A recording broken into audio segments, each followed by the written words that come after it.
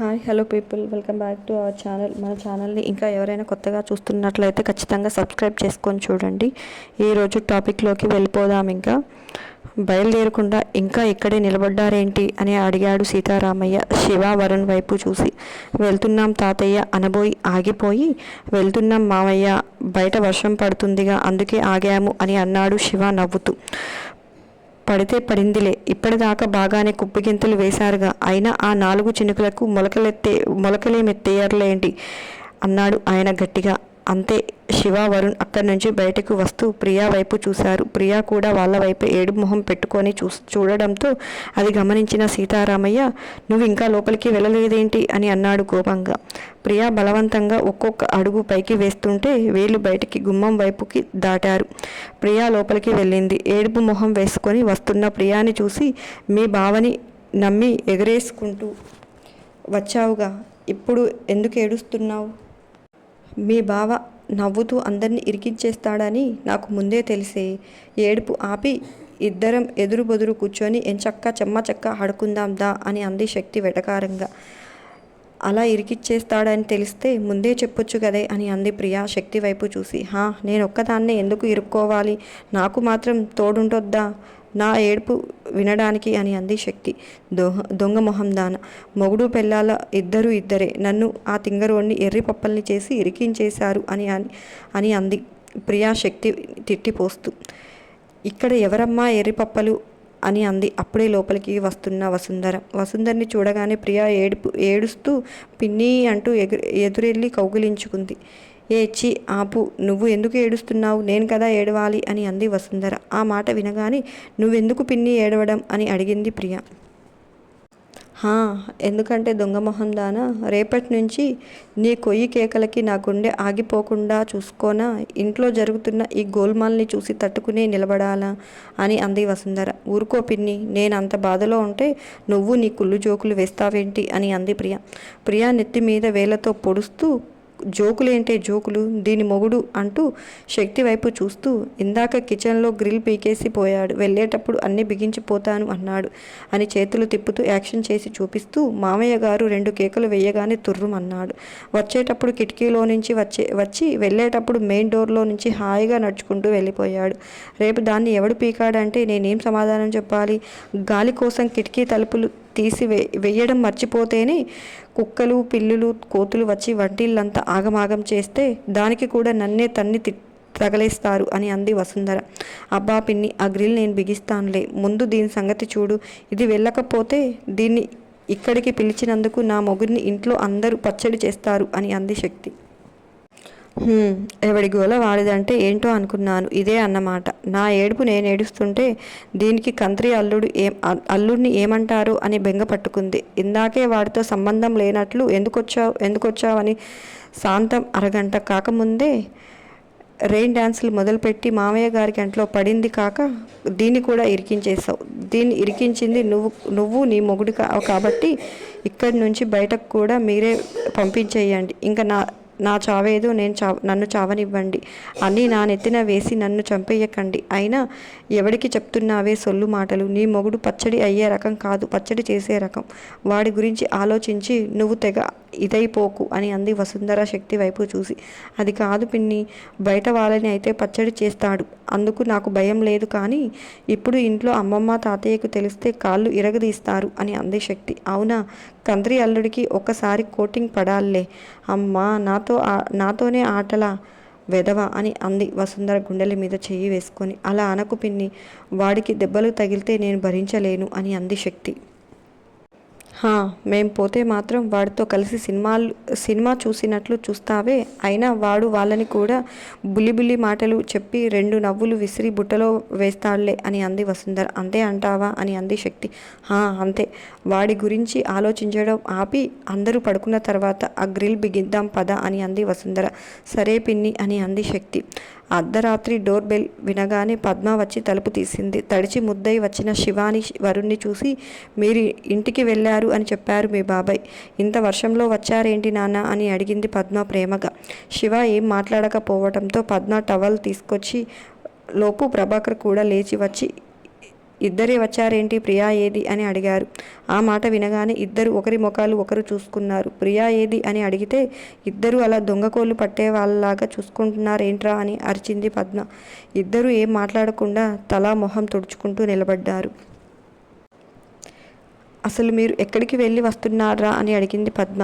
పద్మ కేకలకి శ్రీకర్ కూడా లేచి బయటకు వచ్చి ఏమైంది పద్మ అన్నాడు. ఏం లేదు అన్నయ్య, నువ్వు పడుకో అని అంది పద్మ. శ్రీకర్ మేనల్లుల వైపు చూసి మీరు ఈ టైంలో వచ్చారేంట్రా అని అడిగాడు. ఇదే మాట నేను గంట నుంచి అడుగుతుంటే ఒక్కడూ సమాధానం చెప్పడం లేదు అని అంది పద్మ. నువ్వు ఉండు పద్మ అని ప్రభాకర్ శివ భుజం మీద చెయ్యి వేసి ఏమైంది నాన్న అని అడిగాడు ప్రేమగా. బాబాయ్ అసలు ఏం జరిగింది అంటే అంటూ శివ సీతారామయ్య గారి ఇంట్లో జరిగిందంతా పూసగుచ్చినట్లు చెప్పాడు. ఆ మాట వినగానే అందరూ తల కొట్టుకున్నారు. పద్మ మాత్రం ఇద్దరిని ఇష్టం వచ్చినట్లు తిట్టిపోసింది. వరుణ్ వైపు చూసి మీ మమ్మీ నువ్వు చెప్పా పెట్టకుండా వచ్చావని తిడుతుంటే నేనే వెనకేసుకొచ్చాను. పిల్లలు మన ఇంటికి రాక ఎక్కడికి వెళ్తారు, ఊరుకో అక్క అని. ఇప్పుడు ఇంటికి వెళ్ళు, నీ పని చెప్తుంది అని అంది పద్మ. నేను వెళ్ళను అని అన్నాడు వరుణ్. వెళ్ళకపోతే నేను ఊరుకోను అంటూ శివ వైపు చూసి అసలు ఈ మధ్య నువ్వు పెద్దవాళ్ళు మాట వినడం పూర్తిగా మానేశావు. పెళ్ళం రాగానే బాగా పెద్దవాడివైపోయావు అనుకుంటున్నావేమో. ఇంకా అంత పెద్దవేమీ కాలేదు. తమరికి ఇంకా 22 ఏళ్ళే, అది మర్చిపోకు అని అరిచింది. ఆడియో కట్ అయినట్లు అందరి తిట్లు వింటూ నోరెత్తకుండా చూస్తున్నాడు శివ. వాళ్ళు బట్టలు మార్చుకొని పడుకోండి. నేను రేపొద్దున్నే అత్తయ్య గారితో మాట్లాడి ఏదో ఒక మార్గం ఆలోచిస్తాము. ఇంకెప్పుడు ఎన్ని మాట్లాడుకున్నా ఏం ప్రయోజనం లేదు అన్నాడు శ్రీకర్. అంతే బావా, పెద్దమ్మ అయితేనే మామయ్య గారితో మాట్లాడి ఏదో ఒకటి చేస్తారు అని అన్నాడు ప్రభాకర్. ఇద్దరూ సైలెంట్గా రూమ్లోకి పోయి డ్రెస్ చేంజ్ చేసుకుంటూ ఇదంతా నీ వల్లే, నువ్వు దొరకబట్టే ప్రియా అక్కడ ఇరుక్కుంది. అయినా కుక్క అరవగానే అదేదో సింహం అరిచినట్లుగా అలా పరిగెత్తుకుని రాకపోతే అక్కడే నిలబడి ఉండొచ్చు కదా అన్నాడు శివ కోపంగా తమ్ముడి వైపు చూసి. అనుకున్నాను ఇవే డైలాగ్స్ చెప్పి మొత్తం నా మీదకే తోసేసి నువ్వు ఎస్కేప్ అవుతావని అనుకున్నాను. సేమ్ అలాగే అన్నావు. ఏంటమ్మా నా వల్ల ఇరుక్కుందా? వద్దురా, ఇంటికి పోదామంటే ఇద్దరు ఐఫైలు ఇచ్చుకొని ఏదో వరల్డ్ వార్కి వెళ్తున్నంత బిల్డప్ ఇచ్చి మీరా నైనా వెళ్ళింది. అక్కడితో ఆగకుండా వదిన దగ్గరికి వెళ్ళామా, చూసామా, మాట్లాడామా, గప్చుప్గా బయటపడ్డామా అనుకోకుండా డ్యాన్సులు చేసి సిగ్గు లేకుండా తాతయ్యకు ముందుకు ఇరుక్కుంది నేనే కదా అని అన్నాడు వరుణ్ అన్నవైపు చూసి. ఆ మాటలు వినగానే అంటే నేనేదో దొరికాననుకో, క్షణం గ్యాప్ లేకుండా నువ్వు కూడా దొరికిపోవడమేనా అని అన్నాడు శివ. అన్నయ్య దొరికి నేను తప్పించుకుంటే ద్రోహి అనుకోరు, అందుకే నేను కూడా సరెండర్ అయ్యాను అన్నాడు వరుణ్. ఏ ఆపరా సొల్లు, నువ్వు దొరికింది నా మీద ప్రేమతో కాదు, కుక్క మీద భయంతో అన్నాడు శివ తమ్ముడి వైపు చూసి. నీ ఇష్టం వచ్చినట్లు అనుకో, ఐ డోంట్ కేర్. బట్ రేపు ఇంటికి వెళ్ళాక ప్రియా నా వల్ల ఇరుక్కుంది అని చెప్పావంటే నేను నీతో అస్సలు మాట్లాడను అని అన్నాడు వరుణ్ అన్నని చూస్తూ. ఏంట్రా బెదిరిస్తున్నావా అని అన్నాడు శివ. లేదు, నువ్వు ఏం చేస్తావో నాకు బాగా తెలుసు కాబట్టి ముందే హెచ్చరిస్తున్నాను. అయినా ఏంట్రా, అందరి ఇళ్లల్లో చిన్నపిల్లలు తెలివైన వాళ్ళుగా ఉంటారు అంటారు. నా దరిద్రం ఏంటో మన ఇంట్లో దానికి రివర్స్గా ఉంది. చిన్నప్పటి నుంచి అన్నీ నువ్వు చేసి నా మీదకి తోసేస్తావు అని అన్నాడు వరుణ్. అబ్బచా, చిన్నప్పుడు తమరు చేసిన అల్లరికి కూడా మమ్మీతో నన్నే తన్నులు తినిచ్చేవాడివి, మర్చిపోయినట్లున్నావు, కాస్త గుర్తుచిచ్చుకోమ్మా అని అన్నాడు శివ. అయితే అప్పుడు కక్ష ఇప్పుడు తీర్చుకుంటున్నావా అని అడిగాడు వరుణ్. నేనేం అలా అనడం లేదు, నువ్వు పెద్ద అమాయకపు చక్రవర్తిలాగా బిల్డప్ ఇస్తుంటే అంత లేదు అని అంటున్నాను అంతే అన్నాడు శివ. పడుకునే వరకు ఇద్దరు ఒకరి తప్పులు ఒకరు చెప్పుకొని దెప్పి పొడుచుకుంటూ నిద్రలోకి జారిపోయారు. తెల్లవారగానే పద్మ ఫోన్ చేసి సునందకి అంతా చెప్పేసింది. దాంతో సునందకి ఇద్దరి కొడుకుల మీద మంటలెక్కిపోయింది. వెధవలకి ఇంటికి రానివ్వు, చెప్తాను అని అంటూ రామకృష్ణకి పద్మ చెప్పిందంతా చెప్పగానే నేను చెప్పానా, ఇలాంటిదేదో జరుగుతుందని నాకు ముందే తెలుసు. అందుకే నేను ముందు నుంచి మొత్తుకుంటూనే ఉన్నాను వాడిని ఇక్కడికి రావద్దని. వీడిని చూసి వాడు కూడా బొత్తిగా మాట వినడమే మానేశాడు. అందుకే చెప్పాను ఇద్దరు మగపిల్లలు అని అంటూ సునంద వైపు చూసి సగంలో ఆపేసి నువ్వేం చేస్తావులే, అంతా నా కర్మ అనుకుంటూ బయటకు వచ్చి అమ్మకి విషయం చెప్పాడు. ఉష్ కన్నా, ఏం చేస్తున్నావో నీ కన్నా అర్థమవుతుందా? ఎందుకు చేస్తున్నావు ఇలాంటి పిచ్చి పనులు? నువ్వు ఈ పిచ్చి పనుల్లో అసలు విషయం గుర్తించడం లేదని ఒక పక్క సంతోషంగా ఉన్నా, ఇలాంటి పిల్ల చేష్టలతో అందరితోనూ తిట్లు తింటున్నావని బాధగానూ ఉంది. శక్తిని అంటే 4 రోజులు అక్కడే ఉంచగలం, తను మన ఇంటి పిల్ల అయిపోయింది కాబట్టి ఎవరికీ సమాధానం చెప్పాల్సిన అవసరం లేదు. కానీ ప్రియా విషయం అలా కాదు కదా. ఇప్పుడు శ్రీకర్ వచ్చి ఏంటని అడిగితే నేనేం సమాధానం చెప్పాలి అని అనుకుంటుంది శకుంతల మనసులో. తన అలా అనుకుంటూ ఉండగానే కారు వచ్చిన సౌండ్ వినపడింది. వెనకాలే శివ బైక్ కూడా వచ్చి శబ్దం వినపడగానే సునంద చపాతీ కర్ర తీసుకుని బయటకు వెళ్ళింది. ఇద్దరి కొడుకుల్ని చూసి అది తీసుకుని కొట్టడానికి వెంటపడింది. మమ్మీ, దానితో కొడితే దెబ్బ గట్టిగా తగులుతుంది అని అరుస్తూ సునందకి దొరకకుండా చెరో పక్కకు పరిగెత్తారు. తగలడానికే కదరా కొట్టేది, అసలు చెప్పిన మాట వింటున్నారా అంటూ శివ వైపు పరిగెత్తింది. అదుగో మమ్మీ, నేనంటే నీకు ప్రేమ లేదు. వాడు కారు వెనకాలే నిలబడ్డాడు. నువ్వు వాడిని వదిలేసి నా వెనకే పడ్డావు. నీకు వాడంటేనే ఇష్టం అన్నాడు శివ. ముందు నీ సంగతి చూసి వాడి పని కూడా చెప్తాన్రా. వాడిని వదలను అని అంది సునంద. వాడు తప్పించుకోవటానికి నన్ను ఇరికించేశాడు. వీడిని నమ్మకూడదు అని అనుకుంటూ ఇంట్లోకి వెళ్ళి నాని వెనక దాక్కున్నాడు వరుణ్. శివ అమ్మని ఇంటి చుట్టూ తిప్పించి ఇంట్లోకి పరిగెత్తుకుంటూ వచ్చి ఇంట్లోకి వచ్చిన సునందని కౌగిలించుకొని, మమ్మీ చూడు, నాతో పరిగెత్తి ఎంత అలసిపోయావో, ఒళ్ళంతా కూడా ఎలా చెమటలు పట్టాయో చూడు. ఎందుకొచ్చిన కష్టాలు మమ్మీ చెప్పు. ఇప్పుడు కొట్టిన కాసేపటి తర్వాత మాకు వండి పెట్టడం తప్పదు కదా అన్నాడు శివ. అన్నీ తెలిసిన వాడివి ఎందుకు నన్ను ఇలా ఏడిపిస్తున్నావు అని అంది సునంద. సారీ మమ్మీ, ఈసారి ఏది చేసినా మీకు చెప్పే చేస్తాను సరేనా అన్నాడు శివ. ఇంకా చేయడానికి ఏముంది నా బొంద, తీసుకెళ్ళి దాన్ని అక్కడే వదిలి వచ్చావుగా అని అంది సునంద. నేను ఏదో ఒక ప్లాన్ వేసి దాన్ని వెనక్కి తీసుకువస్తానులే మమ్మీ అన్నాడు శివ. చాలే సంబడం, వాళ్ళ ఇంటికి వెళ్ళినప్పుడల్లా ట్రిప్కి ఒకరిని ఇరికించేసి వస్తున్నావు. ఇంకా ప్లాన్లు వేసి ఈసారి ఎవరిని వదిలేసి వస్తావు. ఇంకా నువ్వేమి ప్లాన్లు వేయకు బాబు. ఈ మధ్య నీ టైం అస్సలు బాగోలేదు. నువ్వు మంచి చేసినా చెడు ఎదురొస్తుంది అని అంది గిరిజ శివ వైపు చూసి. అది కాదు పిన్ని అంటూ శివ గిరిజ వైపు తిరిగి ఏదో చెప్పబోయాడు. శివ అని గట్టిగా అరిచాడు రామకృష్ణ. శివ సైలెంట్గా నిలబడ్డాడు. నువ్వేమీ చిన్నపిల్లోడివి కాదు అల్లరి చేష్టాలు చేయడానికి. కాస్త ఏదైనా చేసే ముందు వెనక ఆలోచించి చేయాలి. నాని 4 రోజుల్లో తాతయ్యతో మాట్లాడతాను అని అంది కదా. ఈలోపు ఏం కొంపలు అంటుకుపోయాయని అక్కడికి వెళ్ళావు అని అరిచాడు రామకృష్ణ. శివ ఏం మాట్లాడకుండా మౌనంగా నిలబడి గోడల వైపు చూడటం మొదలుపెట్టాడు. పెద్దబాబు, అయిందేదో అయిపోయింది వదిలేయ్ అని అంది శకుంతల కొడుకు వైపు చూసి. ఇప్పుడు ప్రియా అక్కడ ఉంటే ఎలా అత్తయ్య గారు? పెద్దనాన్నగారు ఎప్పుడు నార్మల్ అవుతారో మనకి తెలియదు కదా. అలాంటప్పుడు పిల్లలు అక్కడే ఉంటే వాళ్ళ స్టడీస్కి ప్రాబ్లం కదా. మీరు వేరేలాగా అనుకోకండి అత్తయ్య. ప్రియా అక్కడ ఉందని నాకు బాధేమీ లేదు. మన ఇంట్లో ఎంత సురక్షితంగా ఉంటుందో అక్కడ కూడా అంతే సురక్షితంగా ఉంటుంది. కానీ చదువు ఆగిపోతుంది అనే నాకు భయం. నేను ఏం చెప్పాలి అనుకుంటున్నానో మీకు అర్థమైంది కదా అని అన్నాడు శ్రీకర్ వినయంగా. హా శ్రీకర్, నువ్వు చెప్పింది నిజమే. నేను ఆలోచించేది వాళ్ళ చదువుల కోసమే. శక్తి అంటే దగ్గర కాలేజ్ కాబట్టి ప్రాబ్లం లేదు. తనని కాలేజీకి పంపుతారు అని అనగానే శివ కళ్ళు ఒక్కసారిగా మెరిసిపోయాయి. కానీ ప్రియా అలా కాదు కదా. తను ఎట్టి పరిస్థితుల్లోని బయటకు రావాలి. మీరు భయపడకండి, నేను మా తమ్ములతో మాట్లాడతాను అని అంది శకుంతల. సరే అత్తయ్య గారు, మీ మీద నమ్మకం ఉంది. మీరు ఎలాగైనా ప్రియా కాలేజీకి వెళ్ళేలా చేస్తారు అని నాకు తెలుసు అన్నాడు శ్రీకర్.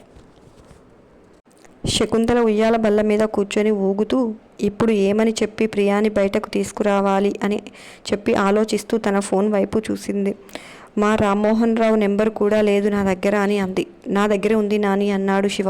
అవునా, ఏది ఇలా ఇవ్వు అంటూ తన ఫోన్ తీసుకుంది శకుంతల. వీళ్ళ మాటలు అన్నీ చాటుగా వింటున్న సుహాన, నన్ను ఇంట్లో కట్టేసి మీరందరూ హ్యాపీగా ఉందామనుకుంటున్నారు కదా, అందుకే ఇలా జరిగింది. దేవుడు ఉన్నాడు. నన్ను విరాట్ని వేరు చేయాలని చూసావు. అందుకే నువ్వు నీ పెళ్ళాం వేరైపోయారు. ఇప్పుడు వేరైతే అయ్యారు కానీ దేవుడి దయ వల్ల ఎప్పటికీ కలవకూడదు. అప్పుడే నువ్వు నాకు చేసిన అన్యాయానికి నా మనసు శాంతించి చల్లబడుతుంది అని అనుకుంటుంది మనసులో. శకుంతల నెంబర్ తీసుకుంటూ వెనక్కి తిరిగి సుహానాని ఉంచిన గది వైపు సూటిగా చూస్తుంది. తలుపు చాటు నుంచి నక్కి చూస్తున్న సుహాన అమ్మమ్మ తన గది వైపుకి తిరగగానే వెంటనే తల లోపలికి పెట్టి గోడకు ఆనుకుని నిలబడింది. దేవుడా, ఈ అమ్మమ్మకి వెనక కూడా కళ్ళు పెట్టావు ఎందుకు స్వామి అని తిట్టుకుంటుంది మనసులో. శకుంతల తమ్ముడికి కాల్ చేయబోయే లోపే తన ఫోన్ రింగ్ అవ్వడం మొదలుపెట్టింది. అది తమ్ముడి నెంబరే కావడంతో కొద్దిగా ఆశ్చర్యపోయిన ఫోన్ లిఫ్ట్ చేసి హలో అని అంది. అక్క నేను అని అన్నాడు రామ్మోహన్. చెప్పరా అని అంది శకుంతల. అక్క, అన్నయ్య నీతో ఏదో మాట్లాడాలి అంట. తనే నీ దగ్గరికి వస్తానని బయలుదేరాడు. మేమే బలవంతంగా ఆపాము. తన పరిస్థితి నీకు తెలుసు కదా, అందుకే. వీలు చూసుకొని ఒకసారి నువ్వే మన ఇంటికి రాగలవా అని అన్నాడు రామ్మోహన్ రావు. ఏం మాట్లాడడానికి? బహుశా పిల్లలు చేసిన పని గురించా అని ఆలోచిస్తూ ఉండగానే అక్క అన్నాడు రామ్మోహన్ రావు.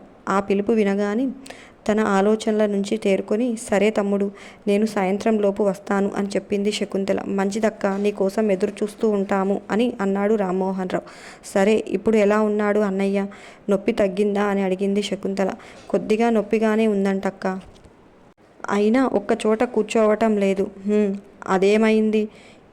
ఇది ఇలా ఉందేంటి అని ఇంటి చుట్టూ తిరుగుతూ ఉన్నాడు. పాపం వదిన చాలా కష్టపడుతుంది అన్నాడు రామ్మోహన్ రావు. అయ్యో పాపం, వాడికి అంత కొత్తగా ఉంటుంది పాపం అని అంది శకుంతల. అవునక్క అన్నాడు రామ్మోహన్ రావు. సరే అన్నయ్య, జాగ్రత్త అని ఫోన్ పెట్టేసి శివ వైపు చూసింది. శివ ఒక రకంగా నవ్వుతూ అలా చూడకు నాని, సారీ చెప్పానుగా అని అన్నాడు నవ్వుతూ. గిరిజ ఈ టెన్షన్లో ఉండగానే సుహాన తెలివిగా తన ఫోన్ కొట్టేసి పరుపు కింద దాచేసింది. హాస్పిటల్లో ఉన్న విరాట్కి శివ ఇంట్లో ఏం జరుగుతుందో విషయం తెలియక పిచ్చెక్కిపోతుంది. సాయంత్రం శకుంతల బయటకి వెళ్తుందని తెలియడంతో అమ్మమ్మ బయటకి వెళ్ళిన తర్వాత ఎవరికీ కనిపించకుండా విరాట్కి ఫోన్ చేయాలని ఫిక్స్ అయిపోయింది సుహాన. వసుంధర వంట చేస్తూ ఉండగా శక్తి కూడా సహాయం చేయడానికి కిచెన్లోకి వెళ్ళింది. శక్తి వెనకాలే ప్రియా కూడా కిచెన్లోకి వెళ్ళింది. ప్రియాని చూసి జానకమ్మ, ఇక్కడ ఏం కొంపలు అంటుకుపోయాయని నువ్వు వాడు చెన్నై నుంచి వచ్చారే అని అడిగింది. దీని సంగతి మీకు తెలియదు అత్తయ్య, ఇది కొంపలు అంటించే రకం. మీరు దీనికి కాస్త దూరంగా ఉండండి అని అంది వసుంధర వంట చేస్తూ. అవునా అని అంటూ ప్రియా వైపు చూసి చక్కగా ఉంది గుంట. చిన్నోడిని నిన్న నిద్ర కళ్ళతో మీద చూసింది కానీ వాడు కూడా బ్రహ్మాండంగా ఉన్నాడు. పిల్లలిద్దరికీ ఈడు జోడు బాగా కుదిరింది అనుకుని అయినా పెళ్లి కాకుండానే ఇలా చట్టాపట్టాలు వేసుకొని తిరుగుతున్నారేంటే? బొత్తిగా భయము పాడు లేకుండా పోయింది. వాడంటే మగ సచ్చినోడు. నీకేం మాయరోగం వచ్చింది అని అంది జానకమ్మ కోపంగా. ఊరుకోనానమ్మ, నువ్వు మరీ నీ చాదస్తం కాకపోతే. ఈ రోజుల్లో కూడా ఆడ మగ తేడా ఏంటి అని అంది ప్రియ జానకమ్మ వైపు చూసి. అవునా, తేడా లేదా? రేపు వాడు చొక్కా తీసుకొని మొన్న నీ పెద్ద బావ తిరిగినట్లు ఊరంతా తిరుగుతాడు. వాడితో పాటు నువ్వు కూడా తిరుగుతావా అని అడిగింది జానకమ్మ. ఆ మాట వినగానే ప్రియాకి ఫ్యూజులు ఎగిరిపోయి శక్తి ప్రియా వైపు చూసి చిన్నగా నవ్వి కూరగాయలు కట్ చేస్తూ ఉంది. అత్తయ్య ఏదో అడిగారు కదే, సమాధానం చెప్పు అని అంది వసుంధర ప్రియా వైపు చూస్తూ. ప్రియా ఏం మాట్లాడకుండా ఉండేసరికి అర్థమైందా ఆడ మగ తేడా ఏంటో అని అంది జానకమ్మ. నానమ్మ అని అంది ప్రియ. ఈరోజు నాకు ఎంత సంతోషంగా ఉందో. మీరు త్వరగా వంట కానిచ్చేసి కిచెన్లో నుంచి బయటకు వెళ్ళండి, నాకు స్టవ్తో కొంచెం పని ఉంది అని అంది జానకమ్మ. ఎందుకు అత్తయ్య, నా వంట బాగోలేదా? అందుకే మీరు వేరే వండుకుంటున్నారా అని అంది వసుంధర ఏడు మొహం పెట్టుకొని. అబ్బే అదేం కాదే అని అంది జానకమ్మ అంటూ ఉండగానే, అత్తయ్య మీకు నా వంట నచ్చకపోతే తిట్టండి, కావాలంటే 2 దెబ్బలు వేయండి, అంతేకాని ఇలా వేరుగా వండుకోకండి అని అంది వసుంధర గారాలు తీస్తూ. ఆపు నీ రాగాలు, నేనేమీ వంట చేసుకోవటం లేదు అని అంది జానకమ్మ. మరి స్టవ్తో ఏం చేస్తారు అత్తయ్య? నీళ్లు కాస్తారా అని అడిగింది వసుంధర. నీ తలకాయ శాంతం చెప్పే వరకు కూడా ఉండవు, మధ్యలోనే నీ ఇష్టం వచ్చింది ఊహించుకొని మాట్లాడేస్తావు అంటూ ఇన్నాళ్ళకి మా వదిన ఇంటికి వస్తుంది, తనకి ఇష్టమైనవన్నీ నా చేతులతో వండి పెట్టాలి, అందుకే అని అంది జానకమ్మ. అందుక నేనెందుకో అనుకున్నాను అని అంటూ పిచ్చిగా నవ్వింది వసుంధర. అందుకే ఎదుటి వాళ్ళు చెప్పేది పూర్తిగా విని తర్వాత మాట్లాడు అని అంది జానకమ్మ. అత్తగారి మాటలకు సరే అన్నట్లుగా గిరాగిరా తల తిప్పింది వసుంధర. అమ్మమ్మ వస్తుందా? చచ్చాను పో, నేను అయిపోయాను అని అంది ప్రియ ఏడు మొహం పెట్టుకొని శక్తి వైపుకు చూస్తూ. అమ్మమ్మ వస్తుందా? ఇక్కడికి, తన పుట్టింటికి. ఈ రోజు కోసం తను శివ ఎన్ని పాటలు పడ్డారు, ఇన్నాళ్ళకి ఆ దేవుడికి తమ మీద దయ కలిగింది, ఇన్నాళ్ళకి తన పుట్టి పెరిగిన ఇంట్లో అడుగు పెడుతున్న అమ్మమ్మ ఎలా ఫీల్ అవుతుందో ఆ భావాలని తన కళ్ళారా చూసి మనసారా సంతోషించాలి అని అనుకుంటుంది శక్తి మనసులో. అంతేనండి ఈ రోజుటికి ఈ వీడియో. నచ్చిందా? ఎలా ఉంది? ఖచ్చితంగా కామెంట్స్ రూపంలో తెలియజేయడం అస్సలు మర్చిపోకండి. దాంతోపాటు చిన్న లైక్ చేయడం కూడా మర్చిపోకండి. మరొక మంచి టాపిక్తో మళ్ళీ మీ ముందుకు వస్తాను. అంతవరకు ఉంటాను. Bye bye.